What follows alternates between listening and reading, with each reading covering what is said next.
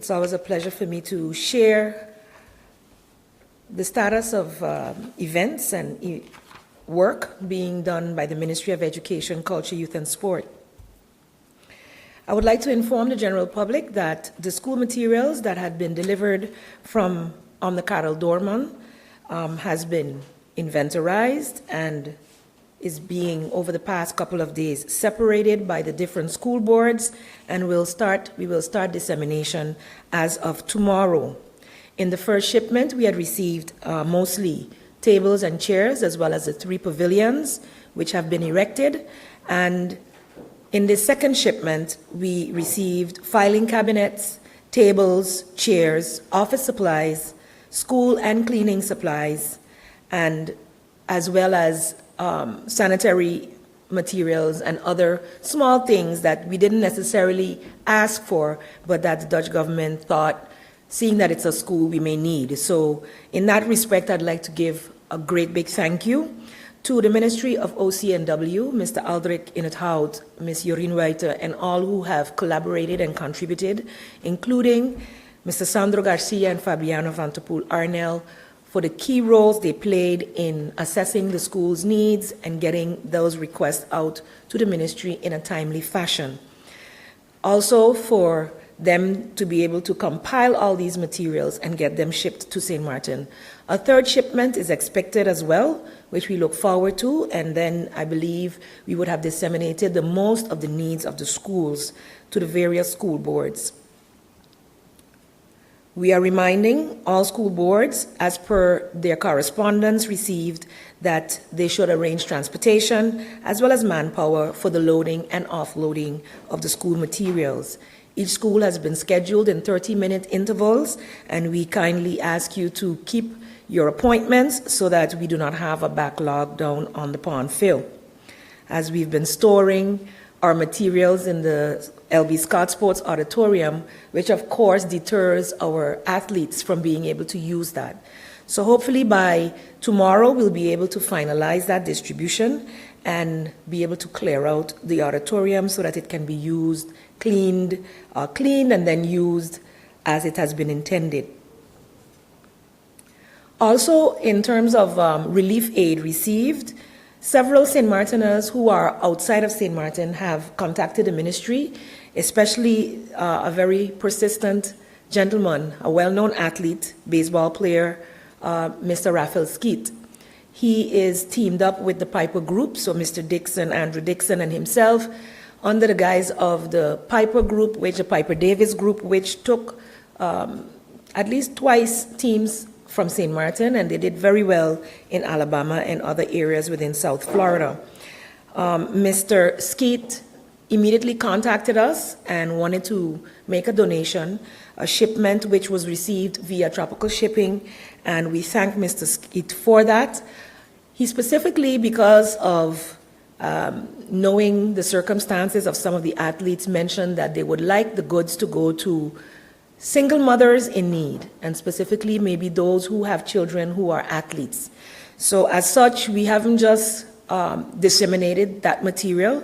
It's also at the sports auditorium, and as soon as we have been able to ascertain who these single mothers in need are, then we will be able to distribute those and, of course, send the proof of such to the Piper Davis Group, because, of course, accountability is needed in everything that we do. So we thank him, we thank all those, because the Department of Education has compiled a list of possible donors who had gotten in contact with the ministry soon after the storm in terms of how can we help, and material continues to be delivered on a regular basis. So we thank you sincerely from the Ministry of Education, Culture, Youth and Sport on behalf of the school boards, but also on behalf of the Culture and Sports Department, as well as the Youth Department as well. A reminder from the Student Support Services Division. Student Support Services within the ministry is holding a workshop. I mentioned this last week, but this is a reminder. It's called Crafting a College Entrance Essay and Motivation Letter. It will be held tomorrow, Thursday, November 23rd, from 4 to 5 p.m. at SSSD's office, which is located opposite at the Yamago building, opposite the police station and next to the Windward Islands Bank. Do call 543-1235 to register for this workshop, since space is limited, and for further information. So the number, once again, 543-1235, and that is for the workshop on crafting a college entrance essay and motivation letter, which is tomorrow, November 23rd, from 4 to 5 p.m.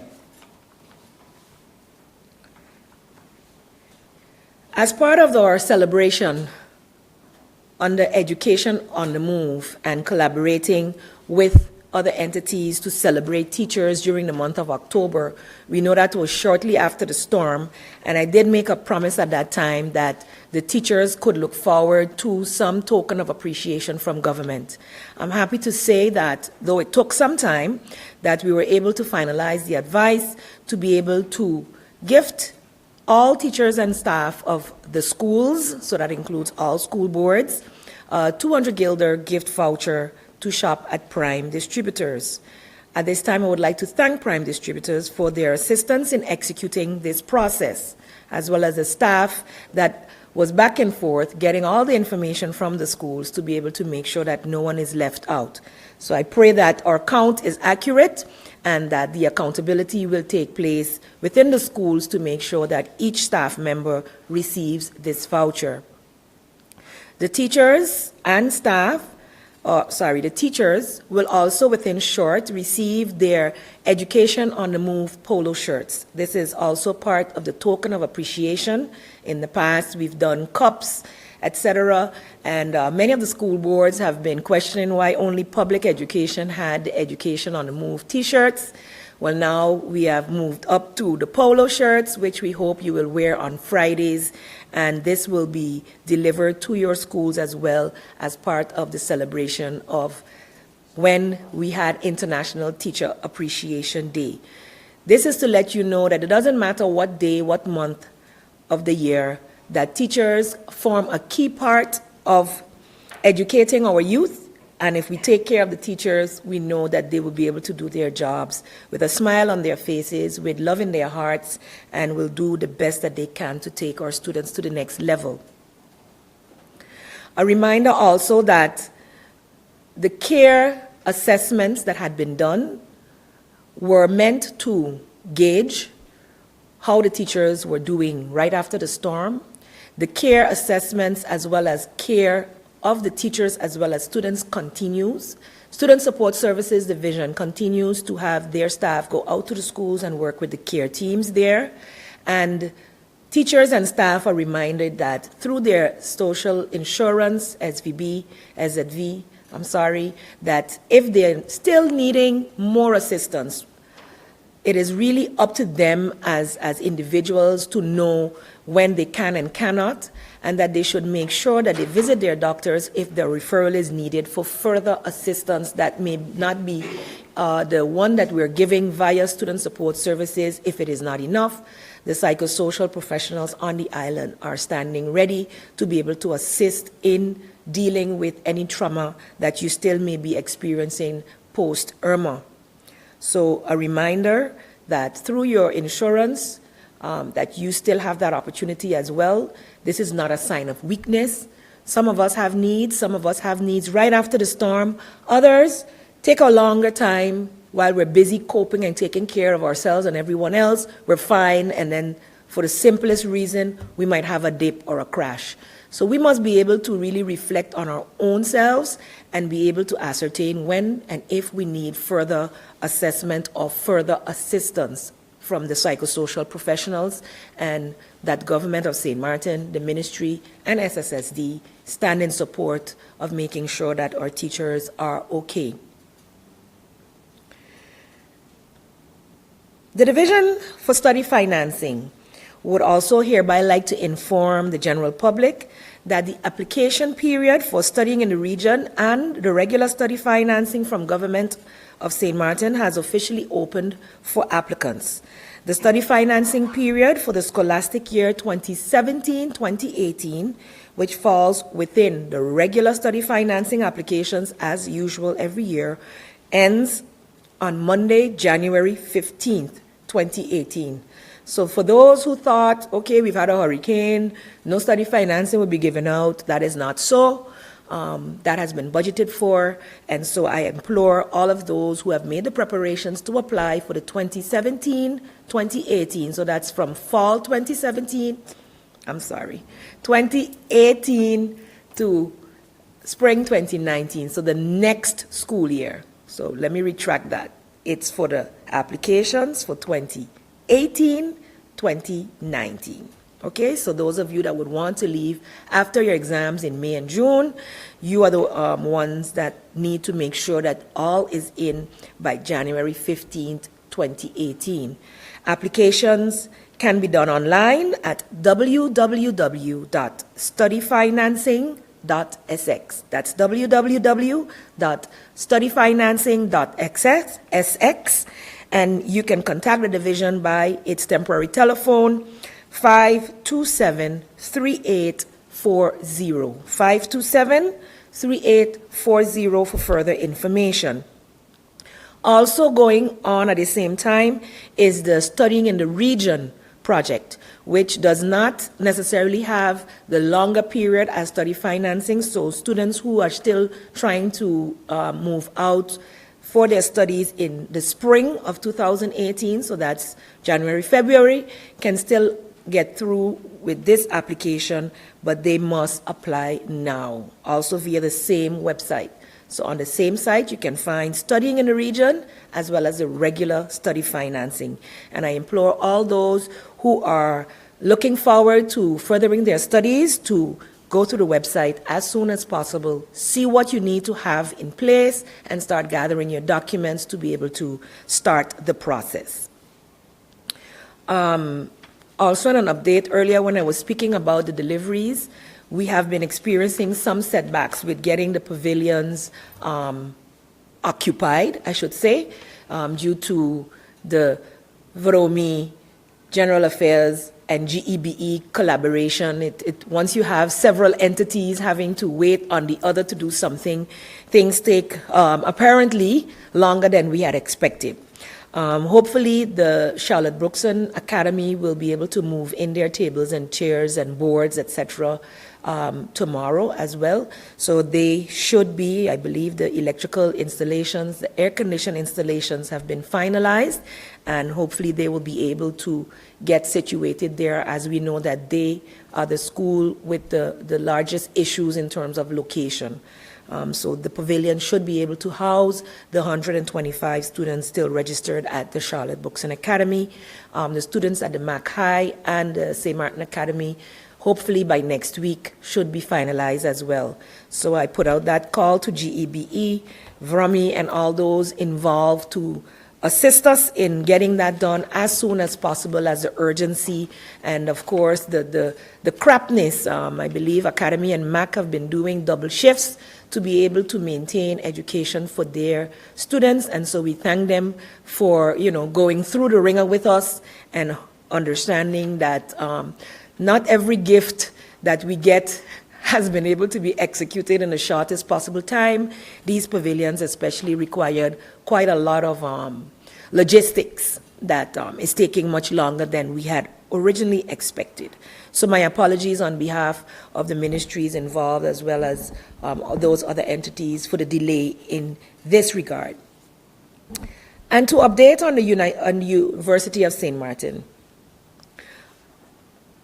As was explained on Monday, shortly before breaking in Parliament, I would like to reiterate that at no time did government turn its back on the University of St. Martin.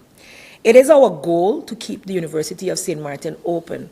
However, like every other entity that receives subsidy from government, there is accountability, and USM has failed to live up to its responsibilities in that regard.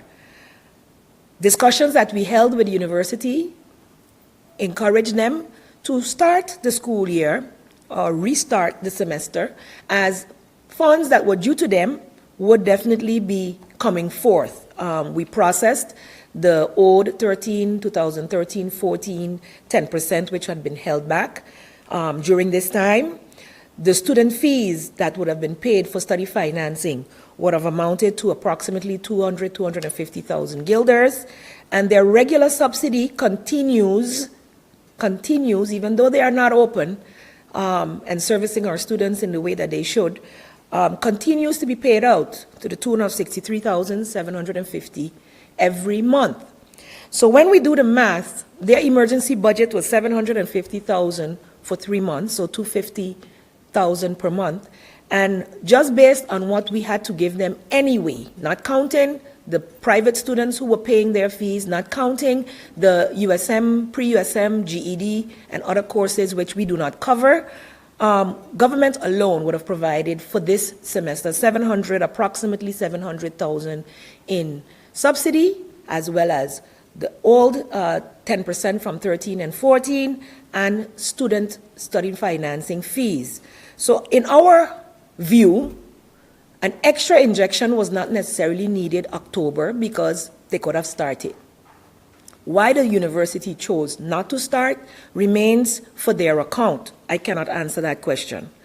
What I do know is that we could have used that time from October to now and moving forward to figure out how to get the rest of the information needed to be able to present an advice to the Council of Ministers in which a firm decision could be taken moving forward in terms of an increase in subsidy, seeing the realities of losing revenue post-Hurricane Irma, just like the entire island did. It is very sad to know that some politicians are willing to just jump on a bandwagon to gain mileage, because this minister has never ever used USM as such, nor any other entity within this ministry. I came in here with a goal to be a change. And a change means not that necessarily everybody's going to like every decision, but the decisions are being taken in the interest of all concerned. Now, how would it be if this minister had decided to just jump up and decide to pay out 3 million guilders, or even the 750 which had not been budgeted, which they had requested from government? First of all, I would be held liable. In fact, it wouldn't have gone anywhere. Because to be able to get a decision, you have to present an advice. An advice has to be made with corroborating evidence. To date, I am still lacking important financial evidence from USM as to their budget, as to what is needed to be able to be operational. And without that information, it is simply impossible to prepare an advice. Questions were also asked pertaining to how did individual ministers vote. Now, maybe the university's board misunderstood me. I clearly mentioned to them that there were a discussion on how should we move forward with USM. The willingness of others, because I asked, to share budget to be able to cover these costs, as our budget, Ministry of Education, Culture, Youth and Sport, is already in a deficit to be able to just meet our regular needs. While we've prepared an amendment to that budget, which is still at the Council of Advice and needs to go on to Parliament, there is no way I could just throw on an extra 750 guilders without proof that this is an emergency as such. An emergency for our schools, for which we are generally responsible, I can say, fine for school materials, etc. You have to be able to substantiate. And for people who don't understand how government works, a minister can take a decision and it can be unexecutable as well. You sign off, it gets down to the finance department, which does the accountability checks. And if the accountability checks are not in place, those funds cannot be paid out. So I can take a decision to be popular. However, accountability where government and public funds are concerned are very, very important if we want to maintain integrity in this organization. So we will continue to liaise with USM, and by this, I remind them that I'm still waiting information. Our meeting on Thursday was to get some more information from them, not just for Parliament, but to be able to move forward. I still await that information. So I look forward to getting that so we can seriously talk about saving this semester and saving USM, especially in the interest of all those students who may not be able to leave the country to further their studies. Mr. Lyndon Brown of BCN News, as our media representative for today, you have the floor. And we're going to start with the USM. Over the past days and months, it seemed like there was some blame game.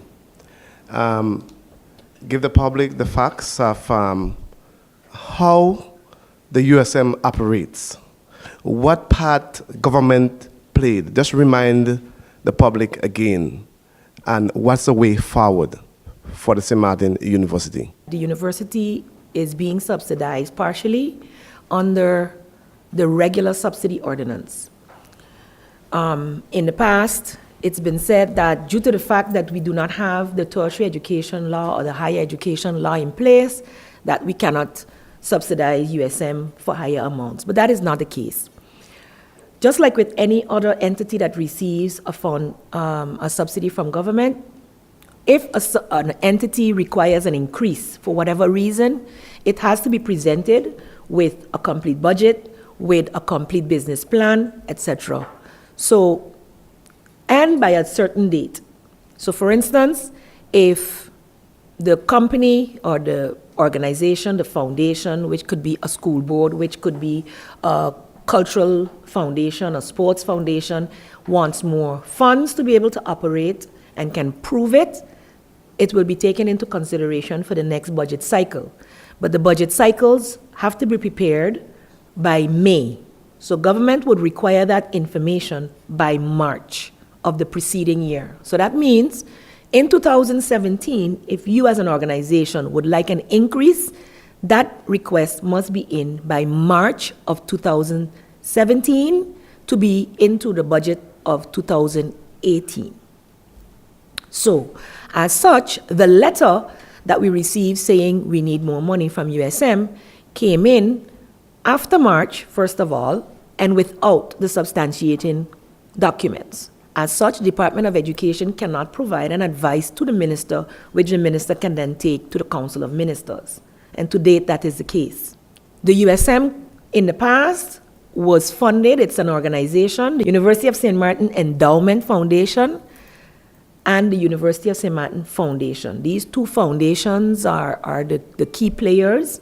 There's also within our research, a MDCNV corporation, which I'm not sure what function it has, and the USM has stated in its last meeting that it's been dormant. So that is left to be seen in terms of their business plan when it is provided, what role they play. The USM Endowment Foundation is the foundation that's supposed to manage the assets of USM.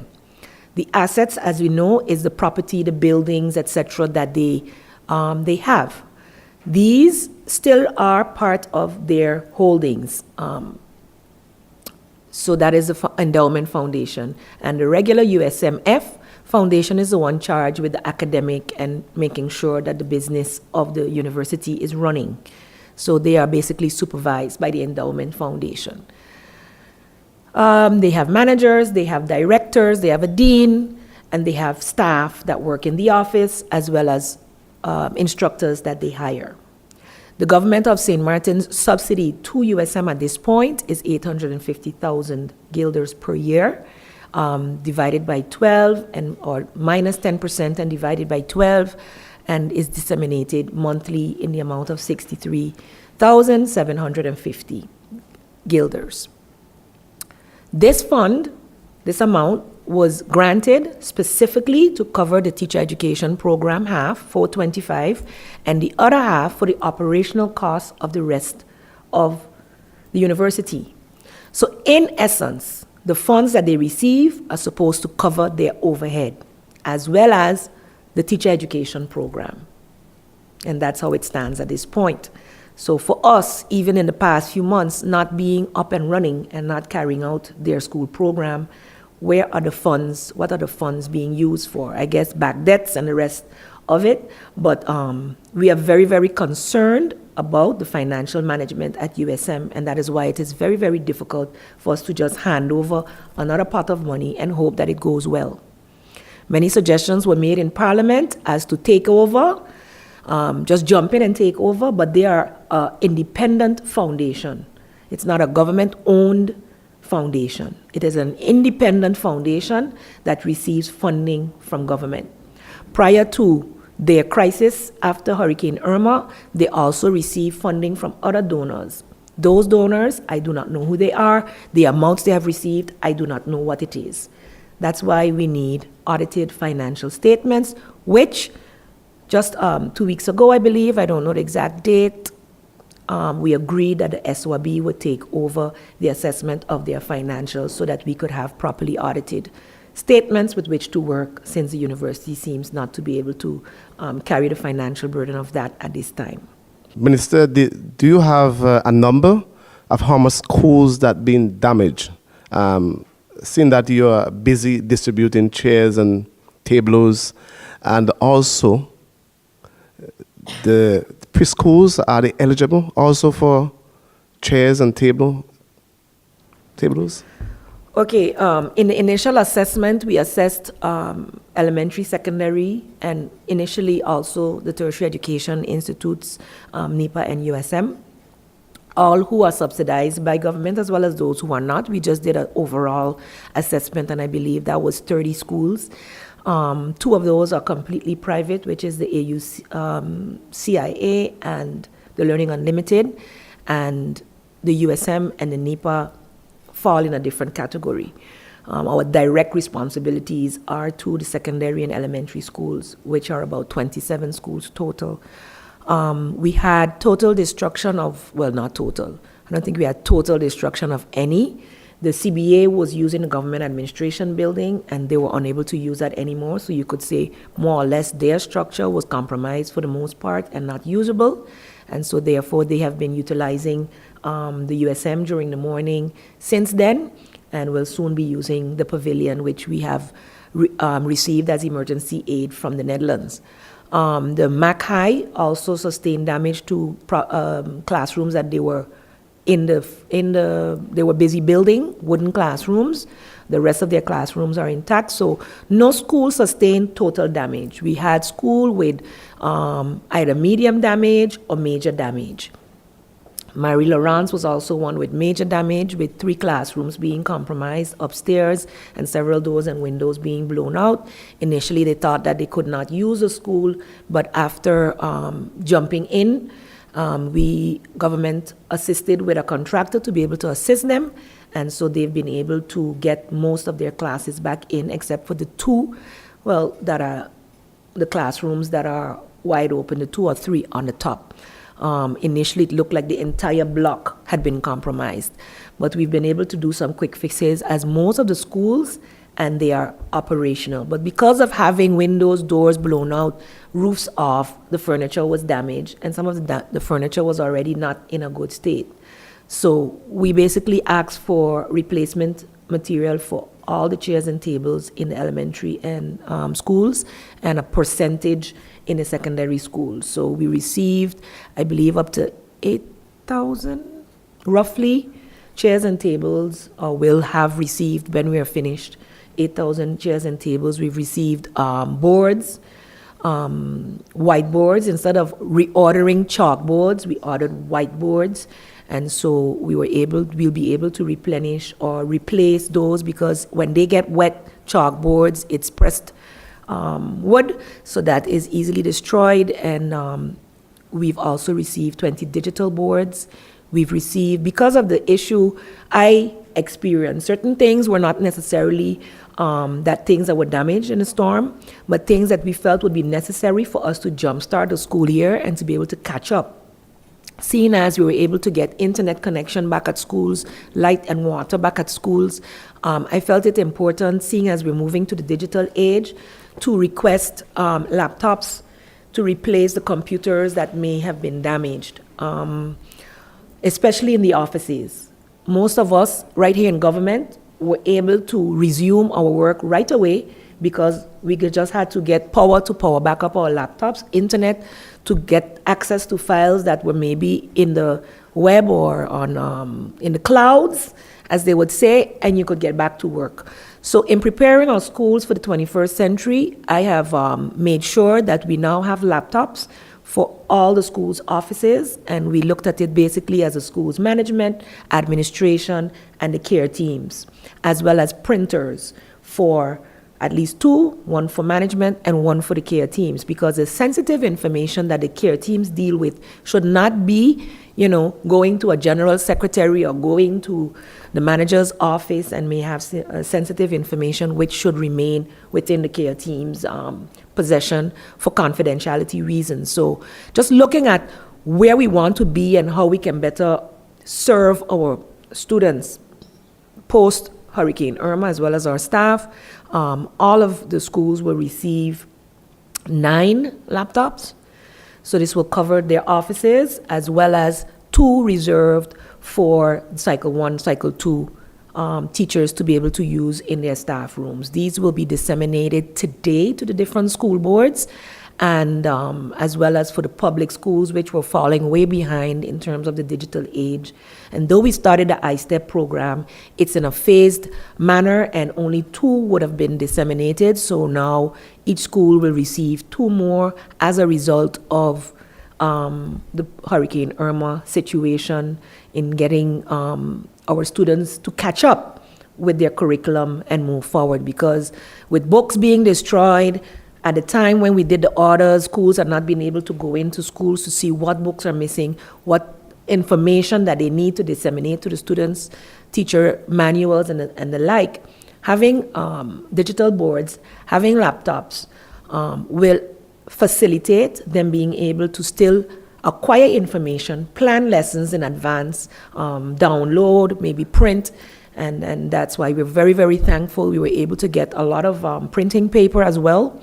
We were able to get from the school materials, copybooks, folders, and even, the cabinets, metal cabinets that many were destroyed during the storm. So I think with these materials that are going out this week, Mr. Brown, the schools will be able to get back on their footing.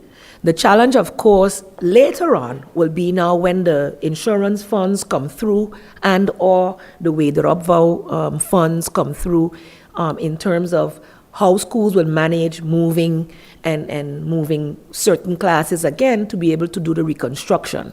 You understand? So that will be the next challenge for the mid and long term as we move forward. But as we stand now, all our schools are back in operation. The daycare centers were assessed. 1 or 2, I don't remember the exact number. That report is available that we can send out in terms of what was destroyed. Government does not subsidize each daycare center as such. We subsidize in a very general way, and government provides the funds to the St. Martin Development Fund, which covers the daycare centers. So many of those, I believe 75 to 80% of those, are also reopened. And under strict regulation, the Inspectorate of Health, Hygiene, and Education go in and make sure, as well as VROMI, that the buildings are safe for the children, etc. So those are just subsidized. Early daycare centers are not yet part of the law in terms of you have to attend a daycare. So far, it's only from 4 to 18, which is kindergarten to high school, that is mandated by the law and for which government is directly responsible. But we do see the importance of the daycare centers, especially in our society, where we have a working force of most mothers especially working. We don't have a society where we can fund mothers to be able to stay home and be 100% parents. So we believe as a government that funding daycare centers is something that is on our plan for Makeys to actually increase and improve, but of course it will require a change within the laws as well, which the ministry is working on. Mr. Brown, one last question. Okay, our last question is on the Charlotte Brookson.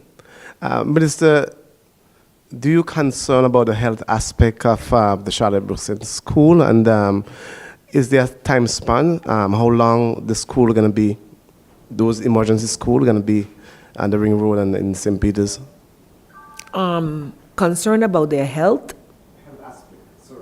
the health aspects around the school, the area, water, toilet, etc. Okay, in terms of the location of this pavilion for the CBA down on the Ring Road,